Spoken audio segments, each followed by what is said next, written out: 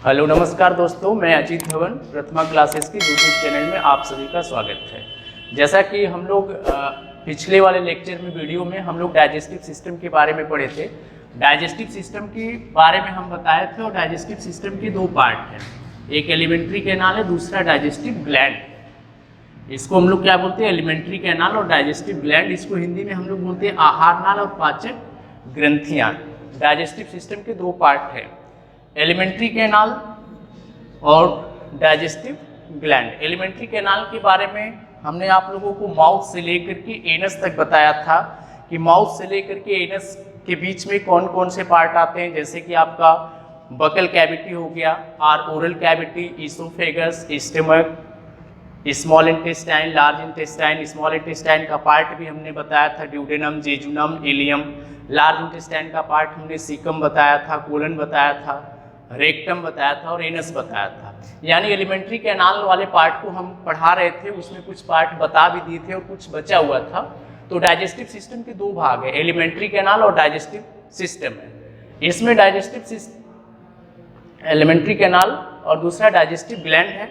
Digestive gland मतलब ये क्या है कि पाचक ग्रंथि और ये आहार नाल है। इनका काम क्या होता है, ये कुछ एंजाइम को सेक्रेट करती है जो हमारे खाने को डाइजेस्ट करने में यानी पचाने में क्या करता है, हेल्प करता है। और एलिमेंट्री कैनाल का मतलब जिसमें फूड हमारा जाता है, जिस नली में या जिस ट्यूब में हमारा खाना जाता है उसको हम लोग क्या बोलते हैं, एलिमेंट्री कैनाल बोलते हैं। एलिमेंट्री कैनाल वाले पार्ट को हम बता रहे थे। जैसे कि इसमें हमने कल आप लोगों को बकल कैविटी के बारे में बताया था कि बकल कैविटी में क्या क्या चीज़ें पाई जाती है। बकल कैविटी में जैसा हमने पहले बताया था पैलेट, पैलेट मतलब क्या होता है, तालू होता है। एक दूसरा हमने बताया था तीथ, दांत के बारे में भी हमने बताया था। तीसरा सलाइवरी ग्लैंड के बारे में बताया था कि लार ग्रंथियों का क्या काम होता है। और एक टंग, मतलब हम लोगों के बकल कैविटी में चार चीज़ें पाई जाती है। टंग के बारे में आज आप लोगों को बताना है। जैसे कि यहाँ पे भी हम बता रहे हैं, पहला हम लोग जो वहाँ पे पढ़े थे पैलेट पढ़े थे, पैलेट। दूसरा सलाइवरी ग्लैंड,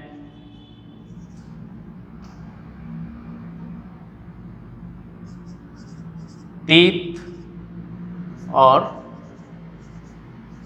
टंग। ये पैलेट है तालू, सलाइवरी ग्लैंड यानी लार ग्रंथियां, टीथ और टंग। आप लोगों को पैलेट के बारे में हम बता चुके थे, सलाइवरी ग्लैंड के बारे में भी बता चुके थे, टीथ के बारे में भी बता चुके थे और टंग के बारे में। हाँ, अभी जैसे कि कल हम टीथ के बारे में बताया थे कि टीथ कितने टाइप का होता है, वो 4 टाइप का होता है। पहला कौन कौन सा था, इंसीजर। दूसरा कैनाइन बताए थे। तीसरा प्री मोलर बताया गया था और मोलर, ये 4 बताए गए थे। ये 4 दांत के टाइप बताए गए थे। उसके बाद दांत के बारे में हमने ये बताया था कि दांत हमारे पूरी लाइफ स्पेन में 2 बार आते हैं। मतलब एक हमने बताया था टेम्परेरी टीथ होता है और दूसरा हमने बताया था परमानेंट टीथ होता है। टेम्परेरी टीथ का मतलब ये होता है कि जो एक बार, मतलब मिल्क टीथ उसको बोलते हैं, जो एक बार आने के बाद टूट जाते हैं, गिर जाते हैं, उस दांत को हम लोग टेम्परेरी टीथ बोलते हैं। और एक परमानेंट टीथ होता है जो एक बार आने के बाद वो पूरे लाइफ स्पेन तक आपके चलते रहते हैं, लास्ट स्टेज तक चलते रहते हैं। तो उसको हम लोग परमानेंट टीथ या एडल्ट टीथ के नाम से जानते हैं और एक टेम्परेरी टीथ यानी मिल्क टीथ के नाम से होता है। और ये दांत के टाइप है, आपके पास लिखा हुआ है बोर्ड पे, incisor, canine, pre molar and molar बताया गया था। हमने ये बताया था कि जो दांत 2 बार आते हैं हमारी लाइफ में उसको डाइफाइडोंट बोलते हैं। हमने ये भी बताया था कि हम लोगों की दांत सॉकेट जा में एम्बेडेड होता है, अंदर से पूरा सॉकेट में फिट होता है, धसा होता है, उस दांत को हम लोग बोलते हैं थीकोडॉन्ट। क्या बोलते हैं, थीकोडॉन्ट बोलते हैं, थीकोडॉन्ट बोलते हैं। और जो दांत 2 बार आते हैं उसको हम लोग क्या बोलते हैं, डाइफाइडोंट बोलते हैं। कुछ दांत ऐसे होते हैं कि जो पूरी लाइफ में एक बार आते हैं, उसको मोनोफाइडोंट बोलते हैं। जैसे हमने बताया था कि हम लोगों का ये जो लास्ट मोलर होता है जो 18 साल के बाद आता है, वो मिल्क टीथ में नहीं आता है, वो आता है तो एक ही बार वो लाइफ टाइम तक रहता है, इसलिए उसको हम लोग क्या बोलते हैं, मोनोफाइडोंट बोलते हैं। आप लोगों के दांत के 2 टाइप भी हमने बताया था। उसका 2 टाइप ये बताया था कि एक हेट्रोडॉन्ट होता है और दूसरा होमोडॉन्ट होता है। हेट्रोडॉन्ट का मतलब ये होता है कि जो दांत स्ट्रक्चरली एंड फंक्शनली, मतलब वो स्ट्रक्चर के बेस पे और वर्क मतलब उसके कार्य के भी बेस पे अगर देखा जाए तो वो एक क्या है दूसरे से अलग अलग उनका काम भी होता है और उनका स्ट्रक्चर भी अलग होता है, इसलिए उसको हम लोग क्या बोलते हैं, हेटेरोडोंट बोलते हैं। होमोडोंट का मतलब ये होता है कि जो दांत स्ट्रक्चरली एंड फंक्शनली सिमिलर हो, एक जैसे, उनका स्ट्रक्चर भी समान हो और उनका काम भी एक ही हो, उसको हम लोग क्या बोलते हैं, होमोडोंट बोलते हैं। और एक्रोडोंट एक नया हम आप लोगों को बताए थे कि एक्रोडोंट का मतलब ये होता है कि जो ऊपर से उनकी सरफेस पे ऐसे इस तरीके से क्या होता है, अटैचमेंट होता है, ये पूरा नीचे से सॉकेट जहाँ में इम्बेडेड नहीं होता है, इस टाइप के दांत को हम लोग क्या बोलते हैं, एक्रोडोंट बोलते हैं। और ये एक्रोडोंट किस में पाया जाता है, फ्रॉग में, मेढक वगैरह में पाया जाता है। तो आज हम आप लोगों को टंग के बारे में बता रहे हैं, यहाँ से स्टार्ट कर रहे हैं।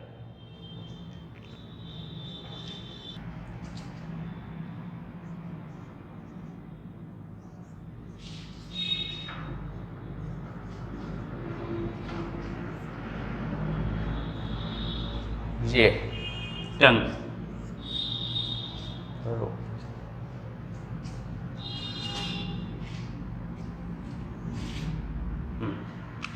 चलिए देखिए, हम लोग टंग के बारे में बता रहे हैं। ये जो टंग है इसके बारे में भी हम लोग बता रहे हैं। हाँ, टंग जो हमारी होती है वो हाईली मस्कुलर होती है।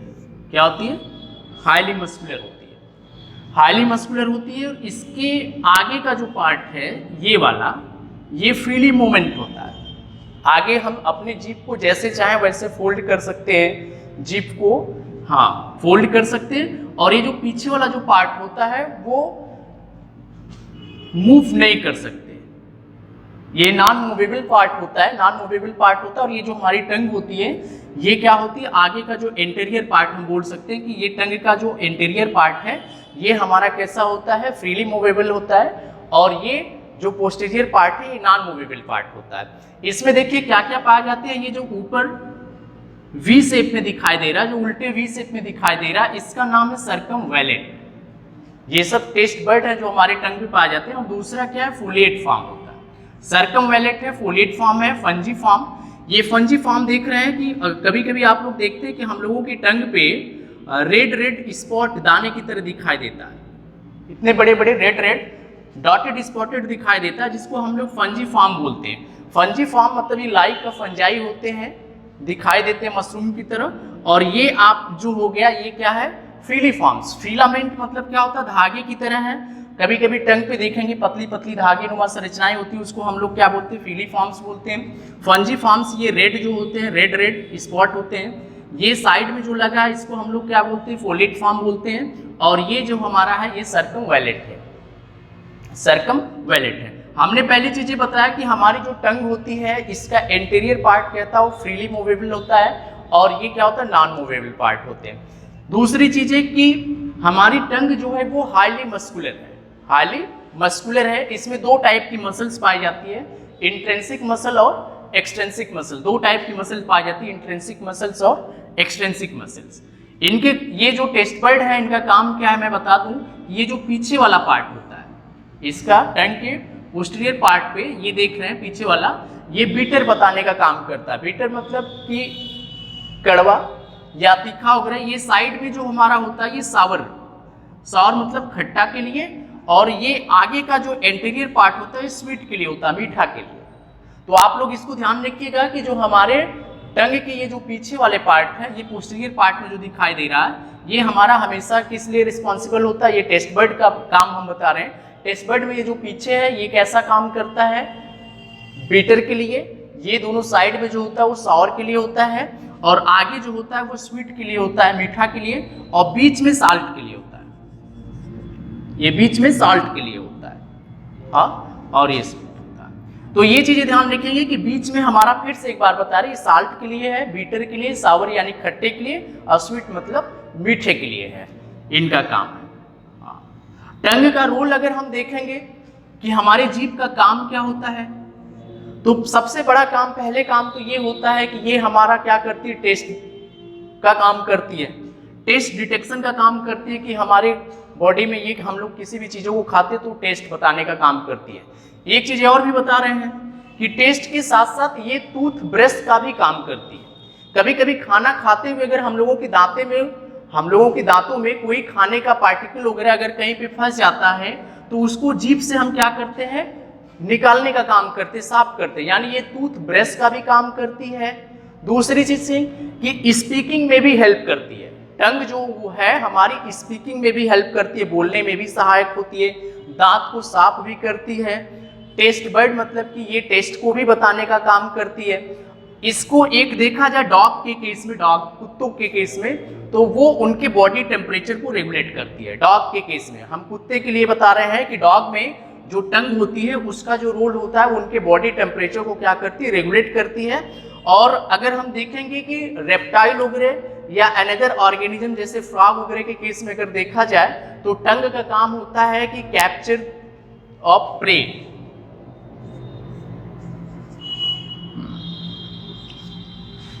प्रे कैप्चरिंग का काम करता है।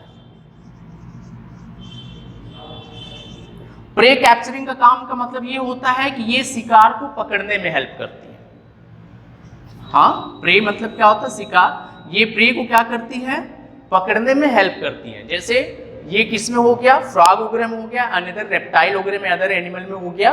और जैसे हमने किस में बताया, डॉग में। डॉग में क्या काम होता है कि डॉग की जो टंग होती है उनके बॉडी टेम्परेचर को रेगुलेट करने का काम करती है। हम लोगों में ह्यूमन टंग का रोल हमने बता दिया कि हम लोगों के पास इसका जो रोल है वो सबसे बड़ा रोल क्या है, टेस्ट को बताना। ये टेस्ट भी बताती है, जैसे हमने बताया कि ये पीछे वाले पार्ट पे आपका सर्कमवैलेट लगा है, ये साइड साइड में आपका फोलिएट फॉर्म लगा है, ये जो रेड स्पॉटेड दिखाई दे रहा डॉट इसको फंजीफॉर्म बोलते हैं, और जो ये धागे नुमा संरचना इसको फीलीफॉर्म्स बोलते हैं। आगे का मैं फिर से एक बार बता दे रहा हूँ, स्वीट के लिए होता है, ये किसके लिए होता है, सावर के लिए होता है, और ये किस लिए, बिटर के लिए होता है, और ये साल्ट के लिए होता है। और हम फिर से एक बार बता रहे हैं कि ये जो हमारी टंग का इंटीरियर पार्ट है वो फ्रीली मूवेबल होता है, ये नॉन मूवेबल होता है, ये ज्वाइंट होता है पीछे हायोइड बोन से। टंग के यहाँ पे पीछे पोस्टीरियर पार्ट पे एक बोन पाई जाती है जिसका नाम होता है हायोइड बोन। ये हायोइड बोन से क्या होती है, अटैच होती है, और ये आगे का पार्ट हमारा बिल्कुल फ्री होता है, हम जैसे चाहें वैसे इसको फोल्ड कर सकते हैं। इसका काम है टेस्ट बताना, हमारे स्पीकिंग में भी हेल्प करती है, बोलने में हेल्प करती है। दूसरा काम इसका बताया गया कि टूथ ब्रश का भी काम करती है। चौथा काम ये बता दिया गया कि खाने को सलाइवा में मिक्स करने का काम करती है। मतलब टंग का जो एक ये भी रोल है कि खाने को सलाइवा में पूरी तरीके से अच्छे से क्या करना, मिक्स करना। चलिए तो आगे हम लोग देखते हैं कि ये अगले पार्ट पे हम किस पे आगे, स्टमक पे। आप लोगों को ओरल कैविटी, बकल कैविटी के बारे में बताया दिया गया। आज हम लोग जो पढ़ेंगे वो किसके बारे में पढ़ेंगे, आमाशय के बारे में पढ़ेंगे, यानी स्टमक के बारे में। स्टमक में ये देख रहे हैं कि ओरल कैविटी से, ये ओरल कैविटी के साथ ये जो फूड पाइप आई है इसको हम लोग इसोफेगस बोलते हैं। ये आपका फूड पाइप है जो स्टमक में खाने को लेकर के आती है, इसको हम लोग इसोफेगस बोलते हैं। या फिर हमने कल स्ट्रक्चर में, फिगर में हमने बताया था कि इसको हम लोग हिंदी में क्या बोलते हैं, ग्रास नली बोलते हैं। हाँ, तो ये आपका क्या हो गया, इसोफेगस हो गया।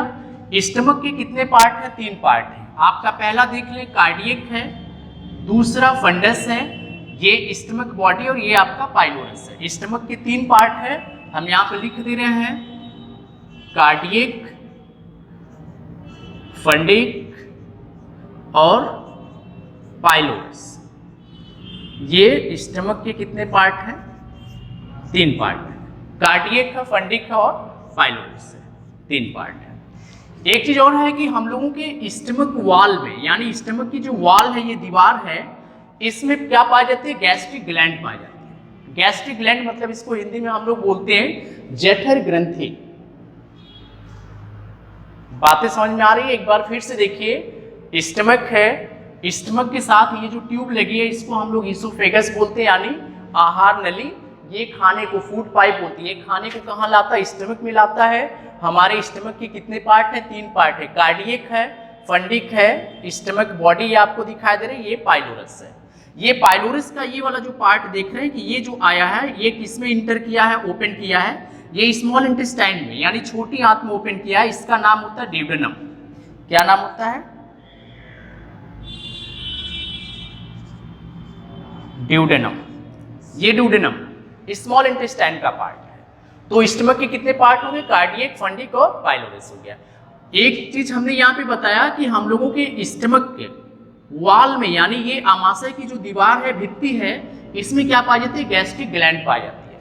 और गैस्ट्रिक ग्लैंड के अंदर 3 सेल पाई जाती है। यानी जो गैस्ट्रिक ग्लैंड है वो किस चीज से बनी है? 3 सेल से बनी है, जिसको बोलते हैं म्यूकस नेक सेल, म्यूकस नेक सेल, दूसरी ऑक्जेंटिक सेल, और तीसरी जो हमारी सेल है वो चीप सेल है। ये चीप सेल, चीप सेल। तो ये आपकी चीप सेल होगी, ऑक्जेंटिक सेल होगी और म्यूकस सेल होगी। चीप सेल, इसको पेप्टिक सेल भी बोलते हैं, चीप सेल को। हाँ, यानी हम लोगों की यहाँ पे जो बता रहे हैं कि हम लोगों की स्टमक वॉल में, यानी आमाशय की जो दीवार है, भित्ति है, इसमें क्या पाई जाती है? गैस्ट्रिक ग्लैंड पाई जाती है, जिसको हम लोग बोलते हैं जठर ग्रंथि। गैस्ट्रिक ग्लैंड से क्या बनता है? गैस्ट्रिक जूस बनता है। लेकिन गैस्ट्रिक ग्लैंड में कितने टाइप की सेल पाई जाती है? ये ग्लैंड 3 टाइप की सेल से बना, 3 टाइप की सेल से। उस सेल का नाम हमने बताया म्यूकस नेक सेल है, ऑक्जेंटिक सेल और चीप सेल। ये जठर ग्रंथि है, इससे क्या बनता है? गैस्ट्रिक जूस बनता है या जठर रस बनता है, गैस्ट्रिक जूस बनता है, या इसको बोलते हैं जठर रस बोलते हैं। यानी हम लोगों की आमाशय की भित्ति जो है, ये दीवार है, इसमें क्या है? गैस्ट्रिक ग्लैंड है, इससे क्या बनता है? गैस्ट्रिक जूस बनता है। हाँ, ध्यान रखेंगे गैस्ट्रिक जूस में क्या क्या चीजें पाई जाती है, गैस्ट्रिक जूस में क्या क्या चीजें पाई जाती है। तो ये म्यूकस नेक सेल से, जो 3 टाइप की सेल है, इसका भी रोल बता दें कि म्यूकस नेक सेल से क्या सेक्रेट होता है? म्यूकस सेक्रेट होता है। ऑक्जेनेटिक सेल से HCl सेक्रेट होता है। ये खास बात याद रखना है, HCl जो सेक्रेट हो रहा है वो किससे हो रहा है? HCl, ऑक्जेनेटिक सेल से। और चीप सेल से हमारी क्या बनती है? एंजाइम बनती है। यानी हम लोगों की गैस्ट्रिक ग्लैंड में 3 टाइप की सेल पाई जाती है, म्यूकस नेक सेल, ऑक्जेनेटिक सेल और चीप सेल पाई जाती है। म्यूकस नेक सेल से म्यूकस का सेक्रेशन होता है, ऑक्जेनेटिक सेल से HCl का सेक्रेशन होता है, और चीप सेल से क्या सेक्रेट होता है? एंजाइम सेक्रेट होती है। वो कौन कौन सी एंजाइम है हम यहाँ पे बता रहे हैं।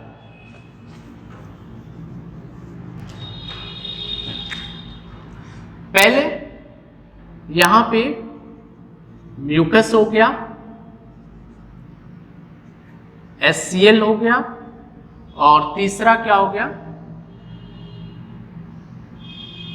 पेप्सिनोजेन, पेप्सिनोजेन, और एक हो गया प्रोरेनिन, प्रोरेनिन, और गैस्ट्रिक लाइपेज,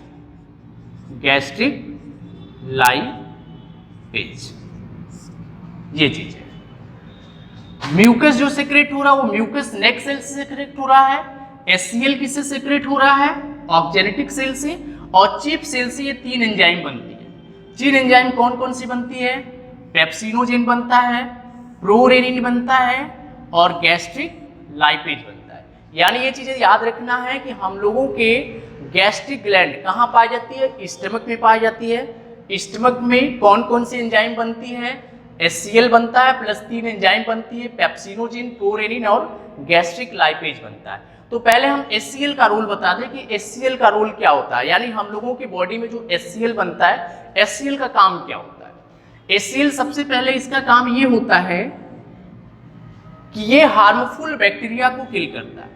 कभी कभी हमारे खाने के साथ कोई बैक्टीरिया या माइक्रो ऑर्गेनिज्म चला जाए तो ये एसिडिक मीडियम है, इसका pH वैल्यू होता है 1.5 to 2.5, ये हाईली एसिडिक है। HCl का pH वैल्यू कितना होता है? 1.5 to 2.5 होता है। अगर हमारे खाने के साथ या पानी के साथ कोई बैक्टीरिया या कोई भी माइक्रो ऑर्गेनिज्म चला जाए तो उसको ये ग्रो नहीं करने देता है, उसको ये क्या कर देता है? इनएक्टिव कर देता है, किल कर देता है। तो HCl का पहला काम ये है कि माइक्रो ऑर्गेनिज्म को ये किल करता है, माइक्रो ऑर्गेनिज्म को ये किल करता है। और ये जो पेप्सिनोजेन है, पेप्सिनोजेन और प्रोरेनिन, ये इनएक्टिव एंजाइम। HCl का रोल हम पहले बता रहे हैं कि पेप्सिनोजेन को किस में कन्वर्ट करता है? पेप्सिन में, और प्रोरेनिन को कन्वर्ट करता है रेनिन में। ये चीजें किस चीज में कन्वर्ट करता है? रेनिन में। तो ये चीजें ध्यान रखना है कि पेप्सिन में और रेनिन में बदलने का काम पेप्सिनोजेन को पेप्सिन में बदलता है HCl, क्योंकि ये जो एंजाइम है हमारी ये इनएक्टिव फॉर्म में, इसको एक्टिव करने का काम कौन करता है? HCl करता है। पेप्सिनोजेन को पेप्सिन में बदलेगा और प्रोरेनिन को किस में बदलेगा?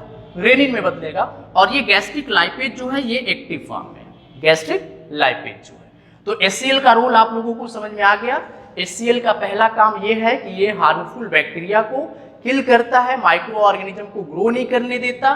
दूसरी चीज कि ये जो पेप्सिनोजेन है ये इनएक्टिव फॉर्म में है और प्रोरेनिन भी इनएक्टिव फॉर्म है, इसको एक्टिव करने का काम कौन करता है? HCl करता है। पेप्सिनोजेन को पेप्सिन में कन्वर्ट करता है और प्रोरेनिन को किस में कन्वर्ट करता है? रेनिन में कन्वर्ट करता है। अब पेप्सिन का रोल समझ लीजिए कि पेप्सिन का काम क्या होता है। पेप्सिन जो है वो प्रोटीन का क्या करता है? पाचन करता है। यानी हम लोग जितने टाइप की प्रोटीन खाते हैं, प्रोटीन लेते हैं, उस प्रोटीन का पाचन कौन करता है? पेप्सिन करता है। एक क्वेश्चन यहाँ पे आपका ये भी बन सकता है कि प्रोटीन का प्राथमिक पाचन कहाँ से स्टार्ट होता है, या फर्स्ट टाइम में प्रोटीन कहाँ से डाइजेस्ट होती है? तो हमारे प्रोटीन का डाइजेशन स्टार्ट होता है स्टमक से। कार्बोहाइड्रेट का डाइजेशन हमने कहाँ बताया था? माउथ से, सलाइवा से। हम लोगों की लार में कार्बोहाइड्रेट का डाइजेशन स्टार्ट हो जाता है। और प्रोटीन का डाइजेशन कहाँ पे स्टार्ट होता है? स्टमक में होता है।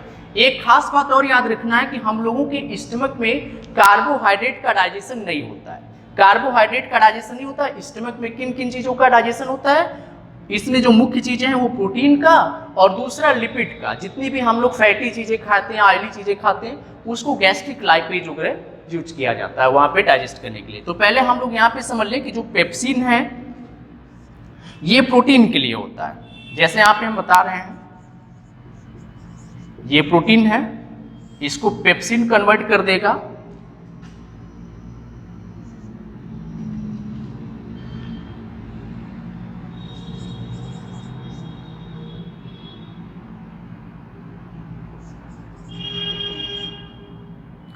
हाँ, कन्वर्ट कर देगा पेप्टाइड या पेप्टोन्स में। ध्यान रखिएगा, क्योंकि प्रोटीन किस चीज से बनी होती है? अमीनो एसिड से बनी होती है। प्रोटीन किस चीज की बनी होती है? अमीनो अम्ल से बने होते हैं। तो अमीनो अम्ल कितने टाइप के? 20 प्रकार के अमीनो अम्ल, यानी 20 टाइप के अमीनो एसिड मिलके एक प्रोटीन का क्या करती है? फॉर्मेशन करती है। और ये जो अमीनो एसिड होती है वो पेप्टाइड बॉन्ड से क्या होती है? अटैच होती है। तो इस पेप्टाइड बॉन्ड को तोड़ने के लिए ये जो प्रोटीन है वो एक चेन से बना है, अमीनो एसिड की एक चेन से बना है। और ये क्या लगे? हमारे अमीनो एसिड लगे और ये बॉन्डिंग जो है वो पेप्टाइड बॉन्ड है। तो इसका काम क्या है कि ये जो प्रोटीन है इसको पेप्सिन कन्वर्ट कर देगा, पेप्टाइड में तोड़ेगा या पेप्टोन्स में तोड़ेगा। तो प्रोटीन का डाइजेशन कौन करता है? पेप्सिन करता है। हाँ, एक खास बात यह है कि पेप्सिनोजेन के फॉर्म में ये वर्क नहीं करती, क्योंकि ये इनएक्टिव फॉर्म है। जब तक HCl उसको एक्टिव नहीं करेगा तब तक वो काम नहीं करेगी। दूसरी चीजें, एक खास बात और है, ये जो प्रोरेनिन है, प्रोरेनिन को किस में कन्वर्ट करेगा? रेनिन में कन्वर्ट करेगा। प्रोरेनिन को किस में कन्वर्ट करेगा?